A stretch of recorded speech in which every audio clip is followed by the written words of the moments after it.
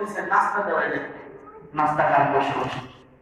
তো রুটি বানায় দিতেছে, এই 10 ভাই রুটি খাইতেছে আর বলতেছে দেখো যে মহিলা আমাদেরকে রুটি বানিয়ে দিতেছে না, এই মহিলা কোনো সমস্যা আছে। এই মহিলা কি আছে? কোনো সমস্যা আছে। কি সমস্যা আছে?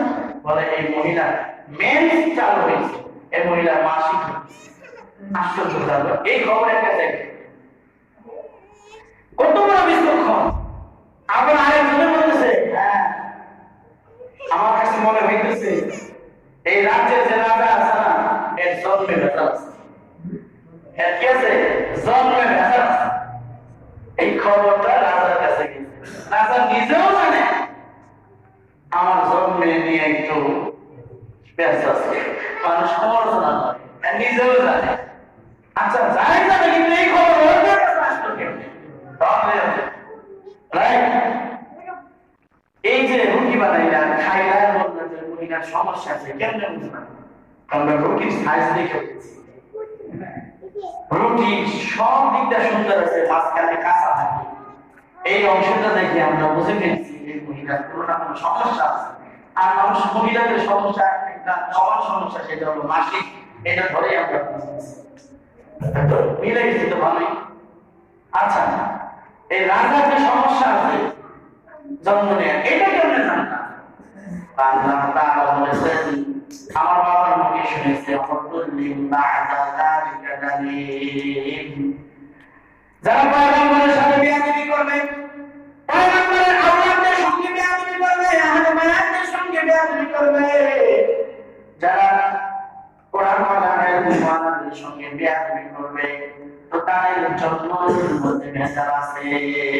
সূরা তাআলা যারা আলেম ওলামার সঙ্গে কটাক্ষ ভাষায় কথা বলে আর তাদেরকে তোহমত পোষণ করে, যদি সে ভুল করে থাকে ঠিক আছে শাস্তি হবে, কিন্তু অযথা তোহমত দেবে আর তাদেরকে কষ্ট দিবে, তো বুঝতে হবে জন্মের মধ্যে ভেজাল। কে বলেছেন? আল্লাহ।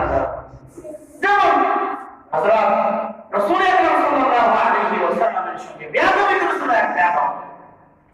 এই বেয়াদবি করার কারণে আল্লাহ তাআলা বললেন, হে নবী আপনি চিন্তিত কেন?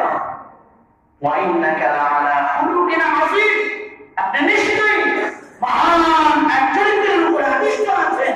আর যারা আপনার বিরুদ্ধে তোহমত পোষণ করতেছে এরা যালিকা জালিম, আপনি খুঁজে দেখেন এরা জানোয়ার। খুঁজে খুঁজে দেখছিল ঠিকই এই দুষ্টটা জানোয়ার। এর বাবা পরিচয় দেয় একটা, কিন্তু জন্ম দিয়েছে আইন। এটা আলাদা একটা ইতিহাস। আচ্ছা ঠিক আছে বুঝলাম, কিন্তু এই রাস্তা দিয়ে যে গাড়ি গেছে এইটা কেমনে জানলাম? বলে গাড়ি গেছে, আমরা ঘাস খাওয়া নাই, কিন্তু ঘাস খাওয়া, ঘাস খাইছেন, গাড়ি ঘাস খাওয়া আর সাতগুলো ঘাস খাওয়া কিন্তু এক না। এই ঘাস খাওয়া দেখে বুঝে ফেলেছি এই রাস্তা দিয়ে সাতগুলো যায় নাই, রাস্তা দিয়ে গাড়ি গেছে। বলে এই গাড়ির যে একজন বন্ধন সেটা জানলা কেমনে?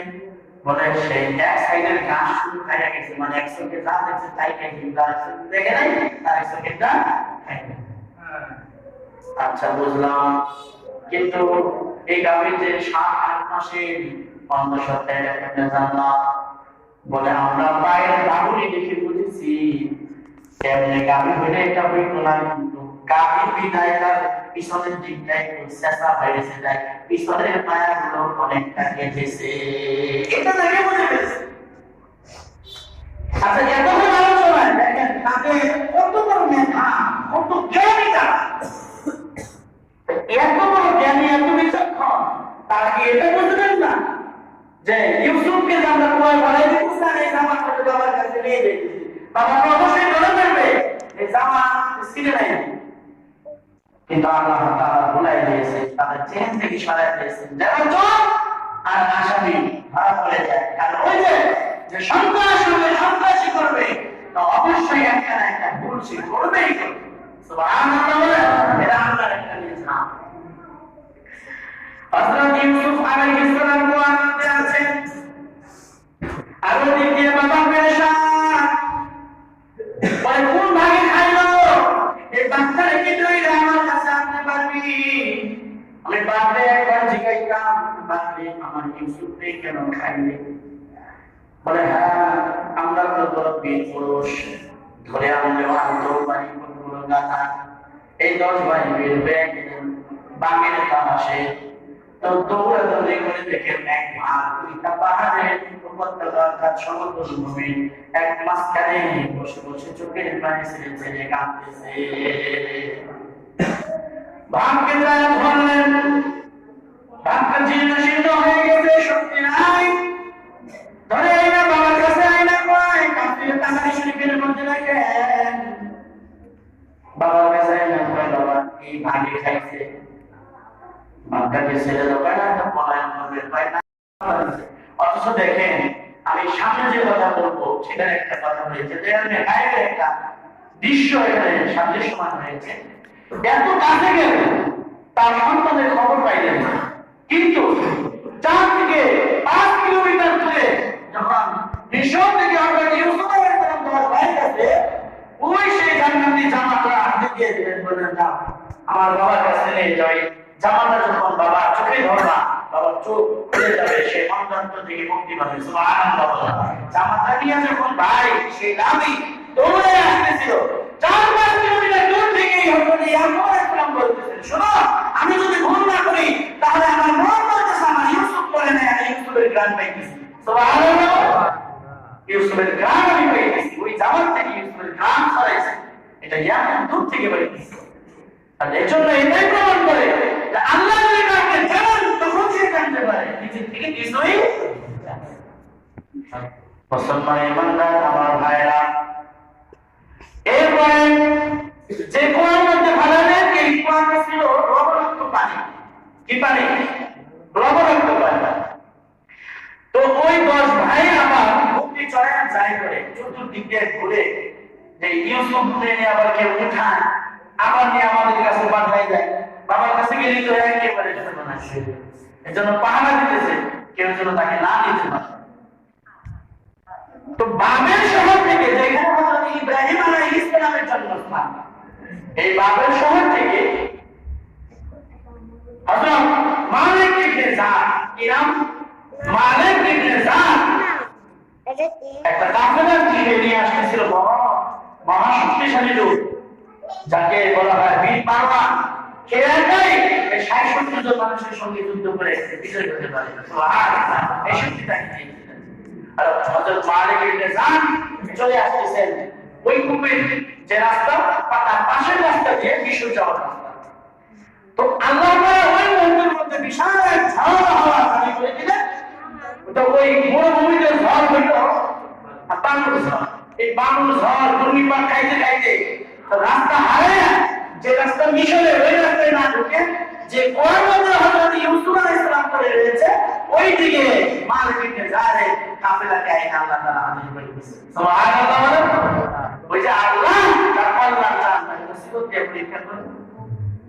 ইনশাআল্লাহ সামনে আলোচনা করব যে হযরত ইউসুফ আলাইহিস সালামের পরের অবস্থা কি হবে ইনশাআল্লাহ। আর প্রত্যেকটা এপিসোডের মধ্যে, প্রত্যেকটা অংশের মধ্যে অবশ্যই কিছু না কিছু রহস্য আল্লাহ তাআলা রেখেছেন। যদি ব্যাখ্যা বিশ্লেষণ করা যায়, আল্লাহ তাআলা সঠিকভাবে কোরআনের এই আযম শান আয়াতে ফিল হাদিস ব্যাখ্যা করার আমাদের তৌফিক আল্লাহ তাআলা দান করেন। সকলে বলেন আমিন। আর সকলে বলেন আমিন। আর সমস্ত জুলুম থেকে আমরা হেফাজত থাকবো, সমস্ত জুলুম থেকে আমরা হেফাজত থাকবো। কোনদিন কোনো জুলুম যেন আমাদের না হয়।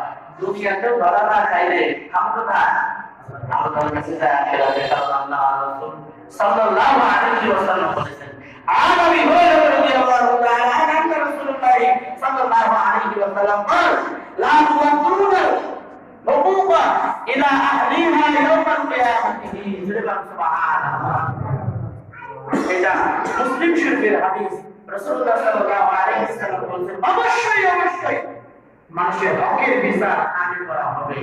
আর প্রত্যেকে যারা জুলুম করেছে এদেরকে শনাক্ত করে আরেকজনের হক তাদের কাছ থেকে আদায় অবশ্যই করা হবে।